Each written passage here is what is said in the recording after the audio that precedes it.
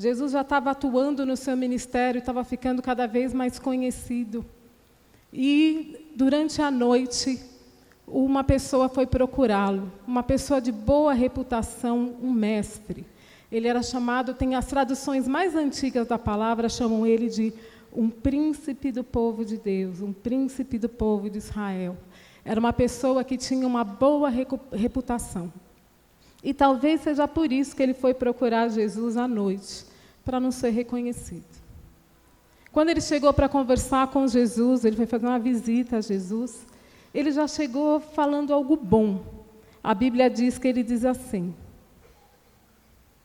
Ele reconheceu Jesus falando, nós sabemos que o Senhor é um mestre que Deus enviou, pois ninguém pode fazer nada desses milagres se não estiver com Deus. Quando a gente começa uma conversa assim, que já começa com um elogio, nós somos tão abertos, né? É gostoso ouvir uma coisa boa. Jesus estava sendo reconhecido. Mas Jesus respondeu de uma forma diferente. Jesus respondeu com um ultimato. Jesus disse, eu afirmo ao Senhor que isso é verdade. 2 pontos. Quer dizer, a verdade vai ser dita agora. Ninguém pode ver o reino de Deus se não nascer de novo. Nicodemos tinha nome, tinha sobrenome, tinha nacionalidade, plena participação social, proeminência como um professor da palavra de Deus, da Bíblia que Jesus lia, o Antigo Testamento. E Nicodemos vem e responde, como é que pode um homem velho, uma pessoa como eu, entrar de novo no ventre da sua mãe e nascer de novo? Isso não é humanamente possível. O questionamento de Nicodemos era válido. Mas vamos prestar atenção sobre o que Jesus estava falando? Jesus disse a ele, quem nasce de pais humanos é um ser de natureza humana. Quem nasce do Espírito é um ser de natureza espiritual. Por isso, não fique admirado, porque eu disse que todos vocês precisam nascer de novo. Hoje nós vamos falar sobre ultimato, vários momentos na palavra de Deus que a gente encontra um ultimato. Mas antes eu queria explicar para vocês o que significa isso. A palavra ultimato vem do latim medieval e significa chegar a um fim. A palavra ultimato é pouco usada, mas ela é muito rica em significados. A maioria de nós entende que quando existe um ultimato, é dado um ultimato, a negociação termina. A gente chega a um fim do caminho, não haverá mais opções, justificativas, não tem mais argumento, não tem mais disputa. O ultimato, sabe o que ele é? Um destino final. Em geral, o ultimato é uma exigência irrevogável dentro de uma negociação. É uma exigência inegociável. Não haverá retorno após o ultimato. A gente tem vários momentos na vida de Cristo que nós encontramos marcos. Nós encontramos marcos que, para nós, acabam sendo traduzidos em um ultimato, porque se manifesta em forma de ação. O primeiro marco da vida de Jesus que eu queria apresentar para vocês é o nascimento de Cristo. Eu queria que vocês pensassem um pouco nisso. Abra sua Bíblia lá em Mateus 1:18. Abra sua Bíblia, ligue a sua Bíblia. Está no celular? O que você prefere? Abra sua Bíblia em Mateus 1:18. Quem quiser pode acompanhar aqui com a gente. O nascimento de Jesus foi assim. Maria, sua mãe, estava comprometida para casar-se com José, mas antes de unirem-se, ela se achou grávida pelo Espírito Santo. A conversa de Jesus com Nicodemos não era uma conversa distante, Jesus não foi impessoal. Jesus não disse assim, importa que você nasça de novo, importa que os seres humanos nasçam de novo. Jesus é um ser incriado, ele sempre esteve lá. João 1:1 diz, no princípio o verbo era Deus e o verbo estava com Deus. Não existe um momento da criação de Cristo, ele estava lá na eternidade passada e vai estar da mesma forma na eternidade futura. Nós aqui não estávamos lá, talvez por isso a gente não consiga entender o conceito perfeitamente. Mas quando a gente fala do nascimento de Cristo, nós estamos falando de um tipo de encarnação que você nunca viu, ninguém nunca viu antes de Cristo e ninguém vai ver de novo. Jesus não se apossou, não se apropriou de um corpo de uma pessoa formada. Jesus foi concebido pelo Espírito Santo. Jesus nasceu, foi formado dentro do ventre de Maria e nasceu. Quando Jesus fala para Nicodemos, importa nascer de novo, importa nascer espiritualmente, ele não estava jogando uma coisa e falando, é problema seu. Você precisa nascer. Jesus passou por isso. Jesus passou por um nascimento de uma moça, uma adolescente, que já estava prometida em casamento. E não pense que foi uma coisa muito diferente do que seria hoje. Uma menina muito jovem, já prometida em casamento a outro jovem, aparece grávida na sua vizinhança. O que acontece? O que acontece? É super bem recebida, super bem acolhida, todo mundo entendeu. Não entendeu. O que aconteceria hoje aconteceu naquele momento. A coisa foi tão complicada, tão séria, que Maria teve que sair do lugar onde ela morava e morar com sua prima Isabel durante um tempo para baixar a poeira. Era uma situação que incomodava e hoje incomodaria também. Foi assim que Jesus nasceu. Jesus se colocou debaixo dos cuidados de uma jovem que talvez você não desse crédito nenhum, nem eu. Mas foi assim que Jesus nasceu. Jesus nasceu do ventre de uma mulher improvável. Naquela época, os nomes Mara, Maria, significavam a sensação, o sentimento do povo de Deus. Eles estavam tristes, viviam debaixo de dominação, estavam há muito tempo esperando um libertador. Os pais e as mães colocavam os nomes das filhas de amarga, decepção, frustração. É isso que significava esse tipo de nome. Na história de Jesus, ali nos evangelhos, a gente encontra tantas Marias, não é? Maria Madalena, Maria mãe de Jesus, Maria irmã de Lázaro. Olha o sentimento do povo. O povo estava se sentindo frustrado, a ponto de representar isso no nome dos filhos. Jesus, o nascimento de Jesus, nos mostra que o próprio Deus nasceu, foi concebido pelo Espírito Santo e nasceu. E ele ali dependeu de cuidado, ele esteve vulnerável. Um bebê não vive sozinho. Nós temos um netinho, tem 1 ano e 8 meses, 1 ano e 9 meses. Se você não cuidar, se você não alimentar, se você não limpar, se você não prestar atenção, o bebê não subsiste. Jesus se submeteu a isso. Jesus se submeteu ao cuidado. Jesus nasceu. Jesus teve que passar por um período de formação, um período em que não era possível ele fazer as coisas sozinho. E ele era o próprio Deus. Aí eu quero trazer isso para a nossa realidade em forma de ultimato, em forma de um valor inegociável. Quando nós nos convertemos e aceitamos Jesus Cristo como nosso Senhor e Salvador, nós somos como bebês. Nós somos bebês espirituais que precisam nascer de novo, serem recriados pelo Espírito Santo. Isso precisa ser um marco na nossa vida, um marco inegociável. Se em sua mente, se no teu coração, se na tua experiência com Deus, você não consegue se lembrar desse período em que você viveu como um bebê e foi ensinado espiritualmente, eu acho que a gente pode dar 2 passos para trás para depois continuar avançando. Lembre-se desse marco, do marco que você passou ou está passando uma formação específica pelo Espírito Santo para uma nova vida. Isso é um ultimato. É uma situação inegociável. Vou começar a te falar sobre algo agora que eu vou falar até o fim dessa palavra aqui. E a gente tem tempo para entender. Eu queria te contar a história da lagarta e da borboleta. Eu acho que é o exemplo mais comum que aparece quando a gente começa a falar sobre nascer de novo. Nascer espiritualmente, ter um novo nascimento, ter uma experiência com Cristo.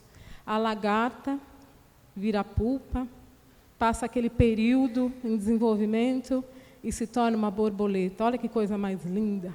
Passou por uma metamorfose. Só que isso não explica o que é um novo nascimento e o que Cristo faz conosco através do seu Espírito Santo. A lagarta que vira uma pulpa e se desenvolve, ela continua sendo o mesmo inseto, continua tendo a mesma natureza. Ela só muda a questão da funcionalidade, da beleza. Ela entra de um jeito e sai de outro, mais bela, fazendo mais coisas, mas ela continua tendo a mesma natureza. Vamos avançar um pouco mais? Quero ler com vocês Lucas 2,40. Diz assim: o menino crescia e se fortalecia, enchendo-se de sabedoria, e a graça de Deus estava sobre ele. Isso eu estou falando sobre Jesus, o desenvolvimento de Jesus. A Bíblia não me conta como que foi a infância de Jesus, eu não tenho essas informações. Eu não sei o que ele fazia, mas eu sei como ele se desenvolvia. E a palavra de Deus diz que ele crescia em graça, em sabedoria. Entre os versículos 40 desse texto, Lucas 2, e o versículo 41, se passam 12 anos e eu tenho pouquíssima informação.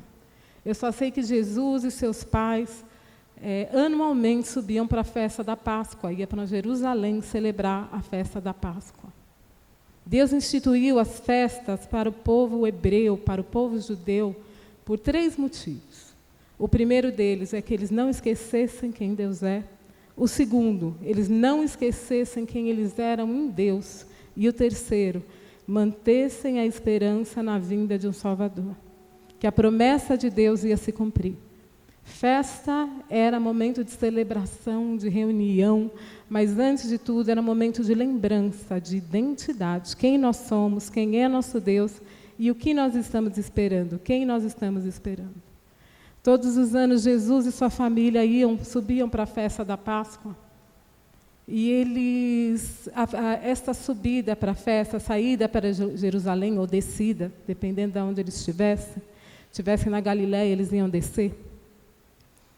Era uma caravana, pensa numa peregrinação, várias famílias iam juntas. A ida até a festa já era momento de festa. As famílias comiam juntas e iam cantando. Era uma coisa lindíssima, a tradição judaica, eles irem para as festas juntos, interagindo, em comunhão. Chegaram nessa festa, Jesus já tinha ali 12 anos, e na cultura judaica, um menino com 12 anos, ele já está perto de ser declarado um adulto. O judeu não tem adolescência como nós temos aqui no Ocidente, que a gente estabelece um estado em que o menino ou a menina ainda não tem condições de trabalho ou de se envolver na sociedade. O judeu tem criança e tem aquele que já pode se envolver nas atividades sociais. Com menos ou mais complexidade, mas ele já tem condições de se envolver nas atividades sociais. Jesus estava justamente nesse momento, ele não ia grudado nos pais durante a viagem. Jesus não ia do lado de José e Maria como se ele fosse uma criança que precisasse de cuidados ali muito próximos. Jesus ia no meio da comunidade, como os outros meninos da sua idade. Celebraram a festa, na hora de voltar, já estavam no caminho de volta para casa, perceberam que Jesus não estava entre o grupo. José e Maria retornaram a Jerusalém, foram procurar Jesus, e diz que 3 dias depois eles encontraram Jesus no templo. Jesus estava conversando, fazendo perguntas e respondendo perguntas aos grandes mestres da lei. E ali eles estavam admirados. Em Lucas 2, 49 a 50, Jesus diz: por que me procuraram? Como não sabeis que era meu dever tratar dos assuntos concernentes ao meu Pai? Mas eles não compreenderam o que ele lhes explicara. Tenho aqui um outro ultimato nessa palavra de Jesus Cristo, quando ele diz assim: por que vocês estavam me procurando? Não sabiam que faz parte de mim, faz parte do que eu sou, estar aqui conversando, procurando, me interessando pelos negócios do meu Pai, pelos assuntos do meu Pai? O ultimato que nós recebemos nesse momento é que, se à semelhança de Jesus nós estamos crescendo espiritualmente, nós já falamos sobre nascer, sobre o novo nascimento. Se nós estamos à semelhança de Jesus, colocando os pés nas pegadas de Cristo, o ultimato que nós encontramos aí é que a maturidade significa o tipo de assunto e o tipo de conversa que nós nos envolvemos. Como é que eu sei que eu estou crescendo na fé? Como eu sei que eu estou crescendo na esperança? Como é que eu sei que eu estou crescendo no amor? Como é que eu sei que eu estou amadurecendo espiritualmente? Não precisa falar muito. O tipo de assunto que ocupa a minha cabeça e meu coração. E o tipo de assunto que ocupa a minha boca na minha conversa com as pessoas, deixa muito claro se eu estou amadurecendo espiritualmente ou não. Isso também é um valor inegociável. Isso também é um ultimato. Amém? Estão acompanhando? Estão aí? Sabe que aprender essas coisas é tão precioso? Até interrompo para falar sobre isso. Tem coisa que se a gente aprende antes, nesse crescimento, nessa caminhada com o Senhor, evita tanta coisa. A gente cresce bem, sabe? Cresce abençoando as pessoas, cresce fazendo diferença no reino de Deus. E é isso que nós queremos em nome de Jesus.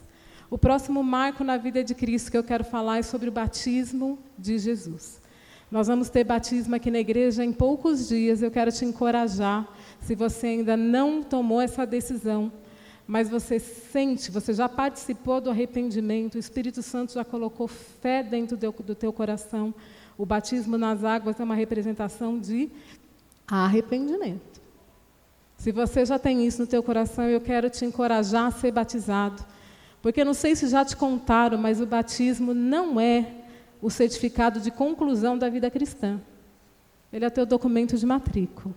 Então, você está preocupado com alguma coisa, o teu assunto é com Deus. Você sente essa questão do pecado? Você sabe que tem alguma coisa errada acontecendo? Você percebe que tanta injustiça, tanto sofrimento não é normal? Você percebe que você também foi tocado pelo pecado, isso te incomoda? O Espírito Santo já colocou fé no teu coração para você aceitar o sacrifício de Cristo? Então não tem por que demorar para passar pelo batismo.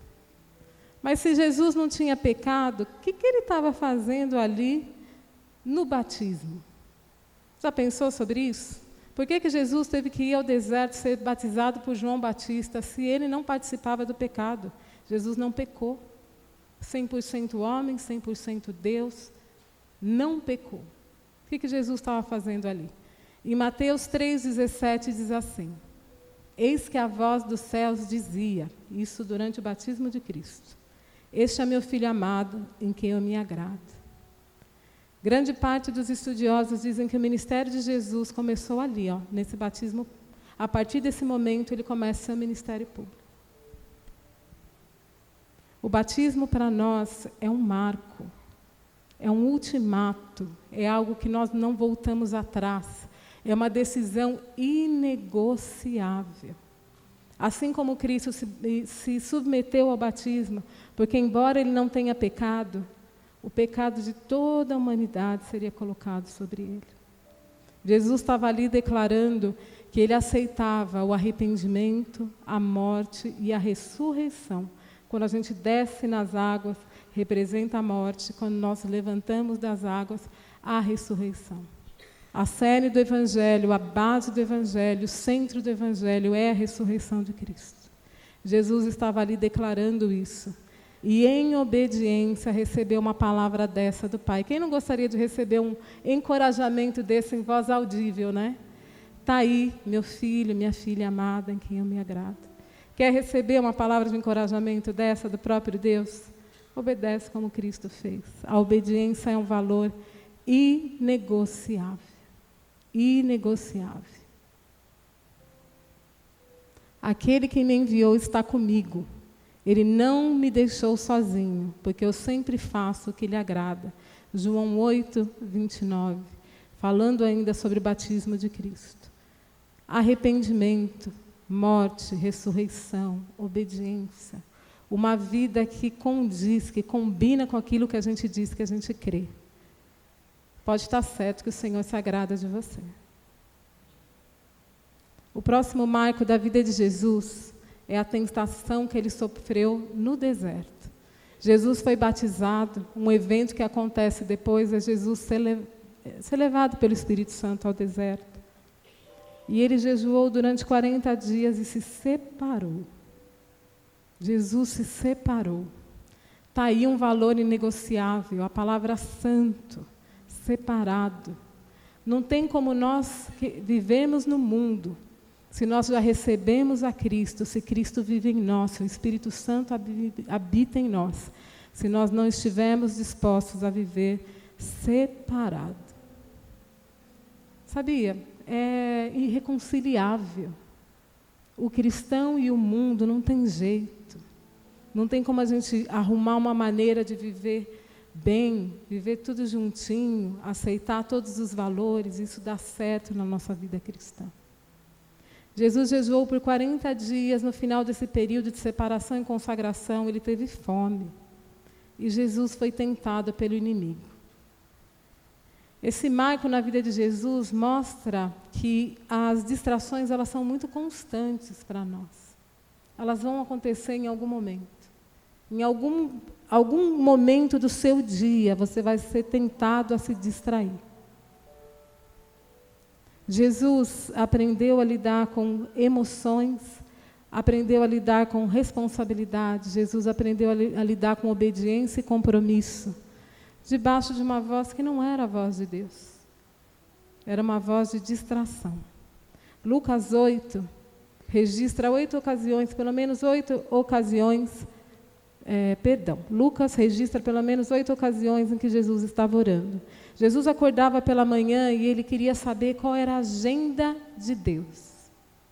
Jesus não acordava de manhã e ia atrás da agenda do mundo para saber o que a gente ia discutir hoje, para saber como que a gente ia se apresentar como oposição ao mundo. Jesus acordava de manhã e ia procurar a agenda de Deus. E aí, Pai, o que nós vamos fazer hoje? Era baseado nisso que Jesus vencia o mundo. Jesus não pecou. Jesus sabia, ele manteve o foco. Acho que todos nós temos questões que temos que resolver todos os dias e recebemos a oportunidade de resolver isso de uma forma que não é a forma que Deus deseja para nós. Na tentação de Cristo, foi oferecido a ele pelo menos 3 formas de agir diferente da vontade de Deus. Foram oferecidos para ele pelo menos 3 atalhos pelos quais ele poderia seguir, mas ele não seguiu. Acho que a gente pode falar de uma forma muito simples, que Jesus não precisava aceitar as ofertas do inimigo para resolver os problemas imediatos que ele encontrava. A resposta de Cristo à tentação é um ultimato para nós. Não abraçar o imediato e abandonar o eterno. Jesus podia ter transformado as pedras em pão, por que não? Ele ia alimentar uma grande multidão ali, só que essa multidão ia estar com fome no dia seguinte. E quantas gerações já se passaram desde o primeiro século? Adiantava uma fornalha de pães, uma fornadinha de pães para resolver o problema da humanidade. A outra coisa é que nós não nos beneficiamos com a atenção pública. Satanás também propôs para Jesus que ele se jogasse e os anjos o socorressem, e fosse uma grande apresentação, e todo mundo visse alguma coisa muito sobrenatural e interessante. Jesus não precisava se provar assim como nós não precisamos. A terceira proposta de Satanás, de desvio, de distração, foi: me adore. Me adore, eu te trago benefícios se você me adorar. Esse negócio de vida eterna, vida com Deus, se assentar ao lado do Pai, está muito longe. Vamos resolver um negócio aqui entre nós? Mas em 2 Coríntios 5:7, nós temos a palavra que sustentou Jesus ali naquele momento de tentação e nos sustenta também. Porque nós vivemos por fé e não pelo que vemos. Deus a ninguém tenta.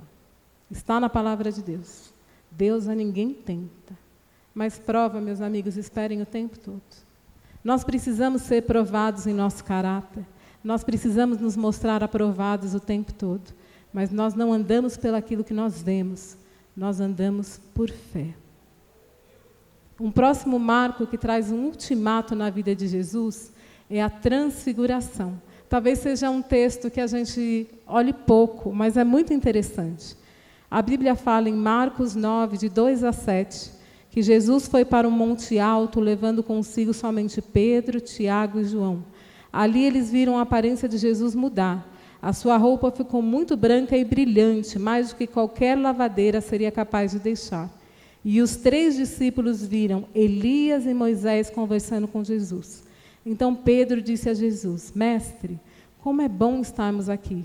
Vamos armar 3 barracas, uma para o Senhor, outra para Moisés e outra para Elias. Pedro não sabia o que deveria dizer, pois ele e os outros discípulos estavam apavorados. Logo depois, uma nuvem os cobriu e dela veio uma voz que disse: Esse é meu filho querido, escutem o que ele diz. Vamos simplificar essa conversa? Pedro, assim como todos nós, não tinha ideia do que estava acontecendo. Pedro viu Jesus glorificado. Nós estamos acostumados a descrever Jesus, o servo sofredor, crucificado. A maioria das pessoas quer viver com isso, quer viver com Jesus ali, na cruz, pregado, no momento de sofrimento. Nós queremos nos emocionar com essa memória. Mas Pedro, ali antes da morte de Cristo, ele já viu Jesus glorificado. Sabe onde está o nosso Deus, o nosso Redentor? Vivo, assentado sobre um trono, glorificado. A Bíblia diz que nenhum homem viu a Deus, mas vários homens aqui na palavra de Deus viram a glória, experimentaram da glória. E aí eu me pergunto o que nós estamos fazendo agora, neste momento. Estamos virando espectadores? Olha a ideia de Pedro. Pedro falou assim, nossa, legal esse negócio. Olha Jesus como ele está. Ele ficou deslumbrado. Qual foi a ideia de Pedro? Pedro falou, vamos fazer uma barraca? Uma para Jesus. Espera aí, para tudo. Não se mexam. Vamos fazer uma barraca para Jesus, uma barraca para Moisés e uma barraca para Elias. Fala, Pedro, né? Não, eu estou falando da gente. Eu estou falando de quando nós vemos uma manifestação da glória de Deus, a gente fala, espera aí, vamos construir uma catedral aqui. Não, vamos fazer uma festa. Todos os anos a gente celebra a festa da manifestação da glória de Deus. Melhor, vamos fazer um congresso? 4 dias de pregação, louvor, banda, tudo que tiver de melhor, a gente vai celebrar a glória de Deus, que a gente teve um vislumbre aqui. A atitude de Pedro, ela não é diferente da atitude que nós teríamos diante da glória de Deus. Muitas vezes, por um vislumbre da glória de Deus, de uma manifestação da glória de Deus, visível, evidente, uma experiência, pessoas mudam de ideia e até montam novas igrejas, novas religiões, novos ministérios. Deus falou com Pedro, Pedro, presta atenção, escuta Jesus, escuta o meu filho. Presta atenção no que Jesus está falando desde o início do ministério. Ele precisa padecer, ele precisa morrer, ele precisa ser enganado, ele precisa ser traído, ele precisa ser tocado pelo pecado, ele precisa morrer, ele precisa ressuscitar. O trabalho aqui é bem maior do que você está pensando. Não é momento de construir tenda, é momento da salvação da humanidade. É sobre isso que nós estamos falando.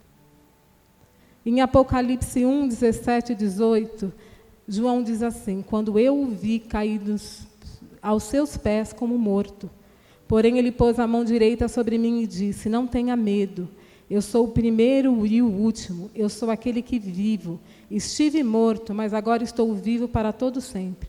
Tenho autoridade sobre a morte e sobre o mundo dos mortos. Sabe onde está o nosso Deus? Vivo. Sabe onde está Cristo? Vivo. Não é mais tempo da Igreja de Cristo tentar adorar um Cristo sofredor sobre a cruz, fazer uma imagem, criar um Deus pequeno. Ele reina, Ele vive, Ele tem domínio sobre tudo. Ele sabe o que Ele está fazendo. Nós hoje vivemos a era da igreja. Sabe o que significa a era da igreja? Que se você pegar toda a sua Bíblia e dividir sua Bíblia em capítulos, nós estamos vivendo o penúltimo capítulo. Pega a Bíblia, grande. Nós estamos vivendo o penúltimo capítulo. Não tem coisa nova pela frente. E aí eu quero falar sobre a morte e a ressurreição de Cristo como um outro marco. Na morte e ressurreição de Cristo, o ultimato que nós recebemos do próprio Deus é: está consumado, está feito. A cédula de dívida que constava contra nós foi totalmente paga. Havia um preço que precisava ser pago com sangue, e esse preço já foi pago. Cristo não ficou morto, Ele ressuscitou.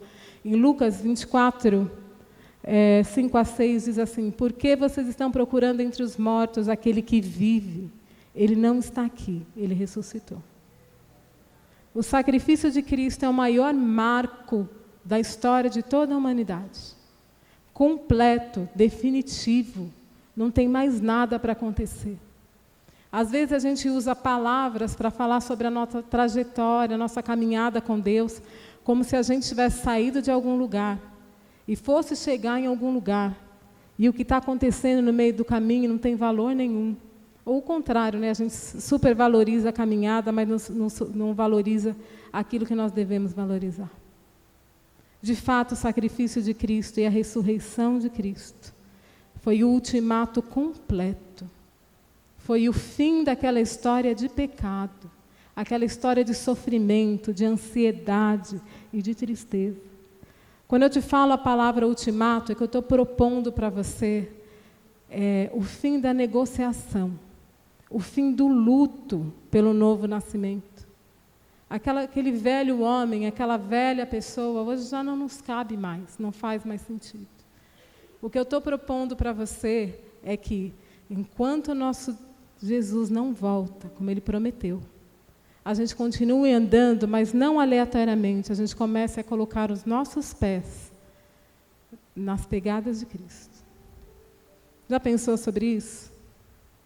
Está ansioso? Está preocupado? Está triste? Não sabe o que vai dar? Está sofrendo ameaça? Está sendo criticado? Está passando luta? Está com dívida? Coloca os teus pés nas pegadas de Cristo. Vamos conversar sobre um novo nascimento, vamos falar sobre acertar o tipo de assunto e o tipo de interesse que a gente tem. Vamos conversar sobre o tipo de roda que a gente se assenta, em quais mesas nós estamos sentados. Pense em Jesus, pense no teu Deus. Por que Ele investiria em você?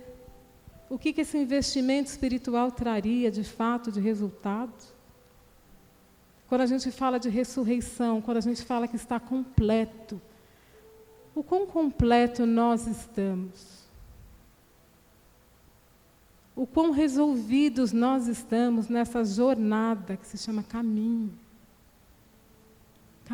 Caminhada com Cristo. Quantos atalhos nós estamos pegando de distração, de sugestão do inimigo? O que nós estamos fazendo? E o que nós esperamos daquilo que nós estamos fazendo? A palavra de Deus nos ensina que depois do sacrifício vivo, não existem outras etapas. E a minha pergunta sobre esse ultimato de sacrifício de Cristo, se nossa vida e nossa adoração são compatíveis, de fato, com esse ultimato. Em 1 Pedro 2,5 diz assim: também vocês, como pedras que vivem, são edificados casa espiritual para serem sacerdócio santo, a fim de oferecerem sacrifícios espirituais agradáveis a Deus por meio de Jesus Cristo.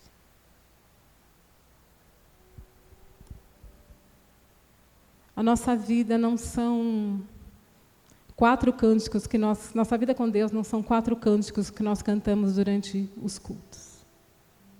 A nossa vida de adoração a Deus não são os momentos que a gente passa ouvindo uma música ou declarando um elogio ao Senhor. A nossa vida de adoração, ela é compatível com aquilo que a gente acredita sobre a morte e a ressurreição de Cristo. Isso é uma vida de adoração.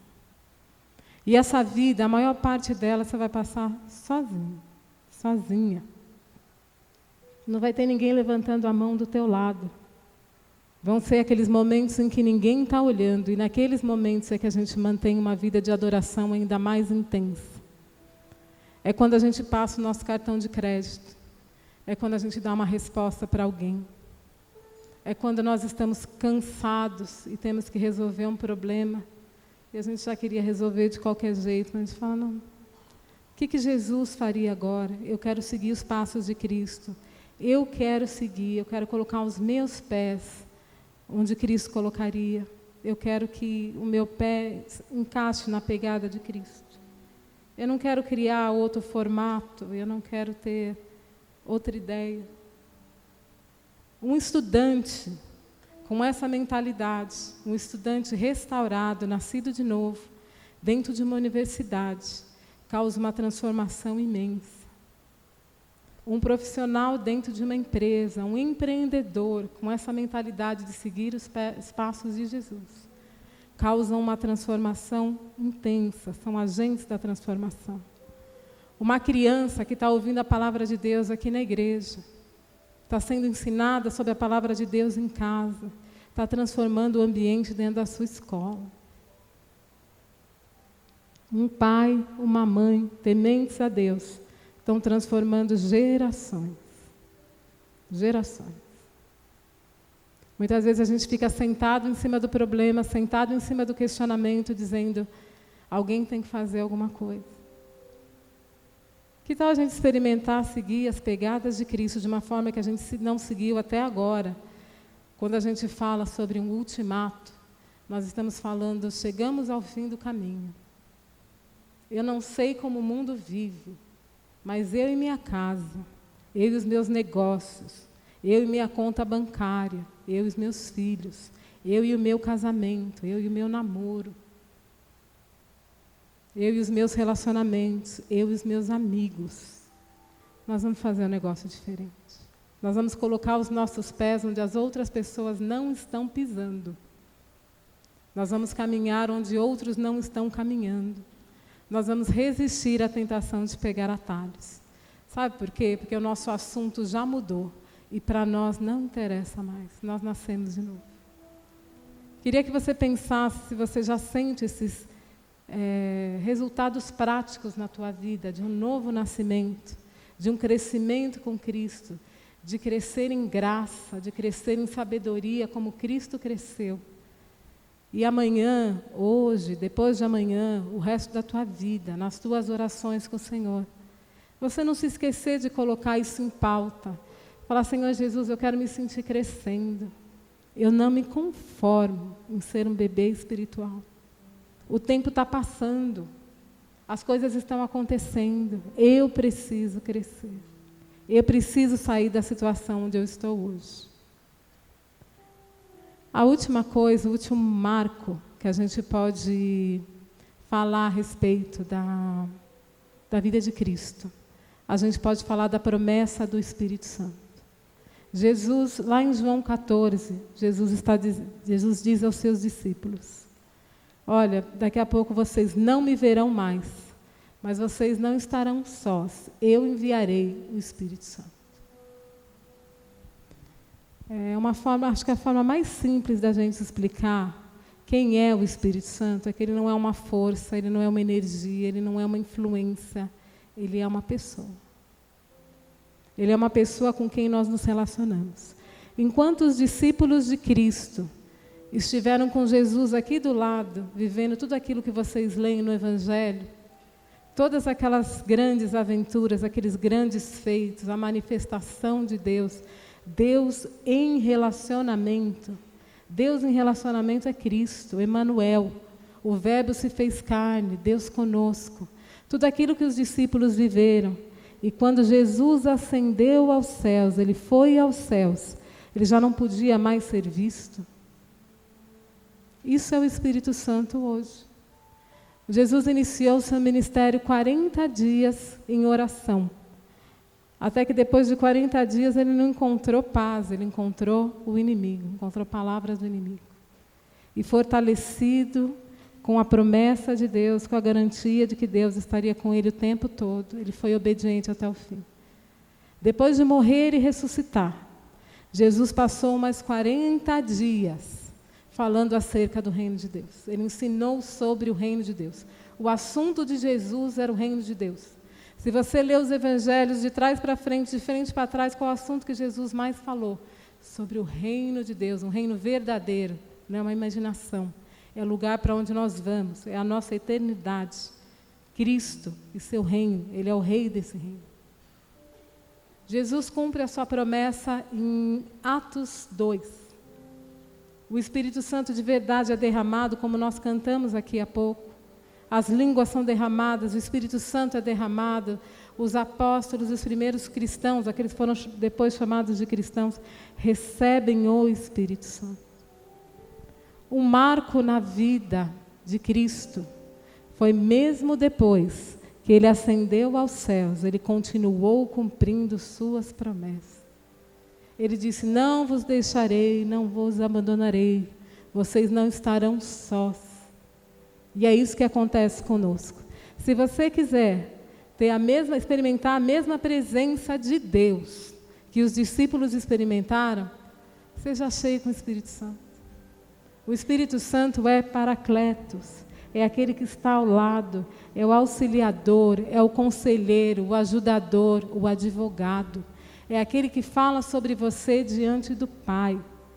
É aquele que está contando sobre você, é aquele que está vivendo a vida junto de você. Isso é o Espírito Santo de Deus. Tem ainda quem esteja esperando o Espírito Santo do lado de fora. O Espírito Santo vai se manifestar hoje, a gente vai ter um culto de poder, a gente vai ter uma oração de poder, eu vou sentir alguma coisa. Vai tremer, vai chacoalhar, vai acontecer alguma coisa. O Espírito Santo está agindo o tempo todo e 99% do tempo ele é discreto, amoroso, muito próximo. O Espírito Santo fala baixo. Não espere que no momento de perigo o Espírito Santo chegue perto de você e fale, cuidado! Não, o Espírito Santo já estava falando o tempo todo, olha, aí não. Não se envolva com isso, não mexa nisso, não faça nisso. Esse lugar não é para você, esse relacionamento não é para você, esse negócio não é para você. Não espere o Espírito Santo gritando. Espere o Espírito Santo com você o tempo todo. Você pode encontrar o ultimato nisso, você consegue encontrar uma proposta inegociável.